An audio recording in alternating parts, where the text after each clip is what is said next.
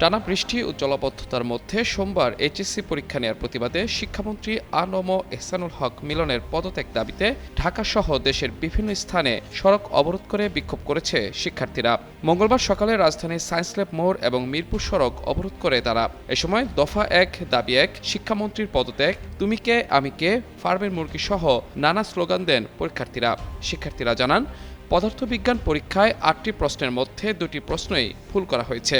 বাকি যেই 6টি প্রশ্ন ছিল সেই প্রশ্নগুলো অনেক বেশি কঠিন ছিল, যার দায়ভার শিক্ষামন্ত্রীরই নিতে হবে। এদিকে বৈরী আবহাওয়ায় এইচএসসি পরীক্ষা নেওয়ার প্রতিবাদে শিক্ষামন্ত্রীর পদত্যাগ ও শিক্ষা সচিবের অপসারণের দাবিতে বগুড়ায় বিক্ষোভ মিছিল ও সমাবেশ করেছে শিক্ষার্থীরা।